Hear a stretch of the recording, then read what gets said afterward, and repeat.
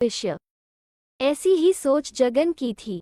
जगन एक चोर था। बरसों से वो चोरियां करके ही अपने परिवार का भरण पोषण कर रहा था। अब उसका बेटा बड़ा हो गया था। परिवार का खर्च दिन पर दिन बढ़ता ही जा रहा था। चोरी के धंधे में ऐसा नहीं होता कि रोजाना दांव लग ही जाए। कई बार तो कई दिनों तक उसका दांव नहीं लगता था और उसे निराश होकर घर लौटना पड़ता था। कई बार इतना मोटा दांव लगता था कि पूरा घर कई दिनों तक दिवाली मनाता रहता था। जब जब ऐसा होता तब तब जगन को लगता कि दुनिया में इससे बेहतर दूसरा कोई काम ही नहीं है।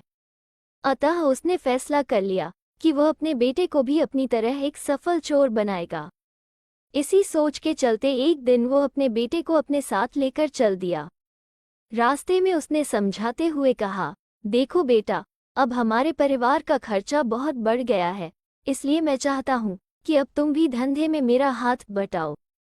अगर तुमने सही तरीके से मेरे काम को सीख लिया तो हमारी कमाई तो बढ़ेगी ही और घर में खुशहाली भी आएगी। लड़का चुपचाप अपने पिता की बातें सुनता रहा। फिर एक स्थान पर रुककर जगन बोला, देखो, मैंने अपनी पहली चोरी उस घर में की थी। पहले ये घर कच्चा था और इस घर में बिजली भी नहीं थी। उन दिनों इस घर में दिया जलता था। मैंने पीछे की दीवार में सेंध लगाकर चोरी की थी। और वो घर देखो, जहां आज एक कार खड़ी है, वहां पहले एक साइकिल होती थी। मकान भी कच्चा था। मैंने इस घर में भी चोरी की थी। बेटा, अब तुमको मेरे काम में हाथ बटाना है। इसके अलावा और भी बहुत सी कॉलोनियां हैं जो आज संपन्न लोगों की बस्तियां हैं। जब ये कॉलोनियां बस रही थी तब मैंने अधिकांश घरों में चोरियां की थी। समय के साथ साथ ये लोग संपन्न हो गए हैं। ये हमारे लिए खुशी की बात है। संपन्न घरों से अच्छा माल मिलता है। जगन बोले जा रहा था और उसका बेटा सुन रहा था। वो गुमसुम सा था। उसके चेहरे के भावों से लग रहा था मानो उसके मन मस्तिष्क में कोई अंधर चल रहा हो। जगन उसे इसी प्रकार कई कॉलोनियों में घुमाकर वापस अपने घर की ओर चल दिया। रास्ते भर वो उसे अपनी सफल चोरियों की दास्तान सुनाता रहा, लेकिन लड़का जैसे वहां था ही नहीं। वो तो किसी अन्य विचारों में उलझा था। घर आकर जगन ने बेटे से कहा, बेटा, अब तुम आराम करो। कल हम काम पर चलेंगे और ईश्वर ने चाहा तो हमारा दांव भी अच्छा लगेगा।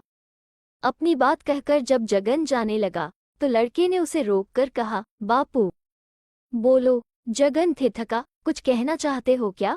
हाँ बापू, वो बड़े ही गंभीर लहजे में बोला, आपने आज मुझे बहुत से ऐसे घर दिखाए हैं बापू जहां आपने चोरी की। आपने ही बताया कि कल तक वे लोग इतने संपन्न नहीं थे, बल्कि आपने ये भी बताया कि एक घर में तो दिया जलता था और आज वहां बिजली के बल्ब व झाड़ फानूस जगमगा रहे हैं। तू कहना क्या चाहता है रे? जगन उलझन में पड़ गया। बापू, मैं ये कहना चाहता हूँ कि क्या कभी आपने अपने घर की तरफ देखा? क्या मतलब? अपने घर को तो मैं रोज ही देखता हूँ, मगर आपको इस घर में छाया अंधेरा दिखाई नहीं देता? क्या मतलब? चौंका जगन। तू क्या कहना चाहता है बेटा? मैं ये कहना चाहता हूँ कि इस घर में आज से सालों पहले भी इस दिए की मरी हुई रोशनी होती थी और 20 साल बाद भी इस घर में अंधेरा ही है। जबकि जिन घरों में आपने चोरी की वहां आज दिए के बजाय बिजली के बल्ब व झाड़ फानूस जगमगा रहे हैं। हमारे घर में अंधेरा है। क्यों बापू, हमारे घर में अंधेरा क्यों है? जगन की तो जैसे बुद्धि ही चकरा गई। बेसुध सा खड़ा वो बेटे का चेहरा देखता रहा।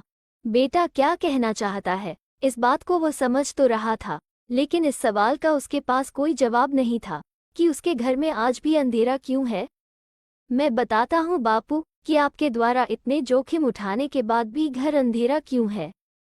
आपकी लाई गई दौलत में न तो ईमानदारी की खुशबू थी और न ही मेहनत का रंग, इसलिए हमारे घर में आज भी अंधेरा है। और जिनके घरों में आपने चोरी की उनके घरों में आज बिजली के बल्ब व झाड़ फानूस की चमक दमक इसलिए है क्योंकि वे लोग ईमानदारी और मेहनत की कमाई करते हैं।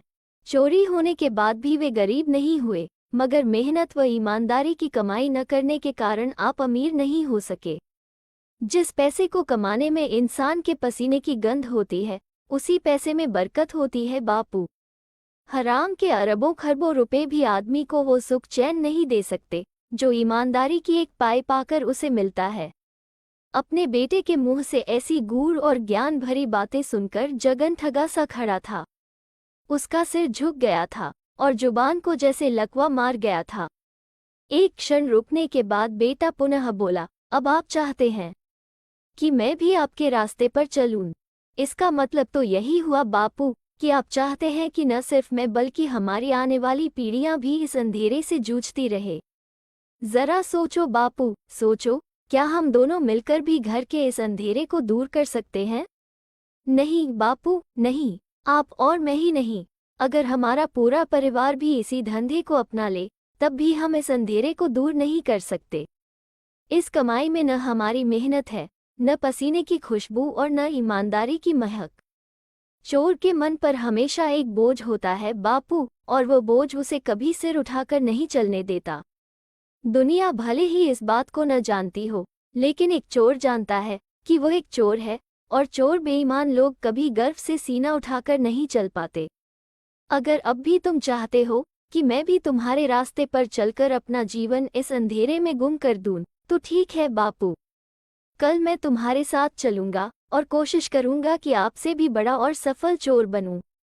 नहीं, जगन के मुंह से जैसे घुटी घुटी सी चीख निकली, नहीं मेरे बेटे, नहीं। फिर अचानक ही वो रो पड़ा, आज तूने मेरी आंखें खोल दी। तूने सच कहा बेटे, जिस कमाई में पसीने की महक नहीं होती, उस कमाई को खाने वाले परिवार का घर कभी रोशनी से नहीं जगमगाता। काली कमाई अंधेरा ही फैला सकती है, खुशी का उजाला नहीं। बेटे, मैं प्रण करता हूँ कि आज के बाद मैं भी यह गंदा काम नहीं करूँगा। दूसरों की मेहनत की कमाई पर हाथ साफ करना सबसे बड़ा गुनाह है। इससे बड़ा गुनाह दुनिया में कोई भी नहीं। ओह मेरे बच्चे, आज मैं जान गया कि क्यों आज तक मैं सुख की सांस न ले सका, क्यों आज तक मुझे सच्ची खुशी नसीब नहीं हुई, क्यों आज तक इस घर में बरकत नहीं आई, क्योंकि आज तक मैं अंधेरे में भटक रहा था। और आज तूने मेरी आंखें खोल दी। ये कहते कहते जगन जोर से रोने लगा। उधर पिता को पश्चाताप करते देख बेटे की आंखों में भी खुशी के आंसू झिलमिलाने लगे थे। कुछ सचेत होकर जगन पुनः बोला, मगर अब मुझे विश्वास है कि अब मेरे घर का अंधेरा जरूर दूर हो जाएगा, क्योंकि किसी पूर्वजन्म के फलस्वरूप ही ईश्वर ने मुझे नेकी और ईमानदारी से भरा तुझ जैसा कुलदीपक जो दिया है। और फिर जगन उसे सीने से लगाकर बहुत देर तक रोता रहा। वो स्वयं भी शायद नहीं समझ पा रहा था कि उसकी आंखों से बहने वाले आंसू खुशी के थे या गम के। तो दोस्तों, कैसी लगी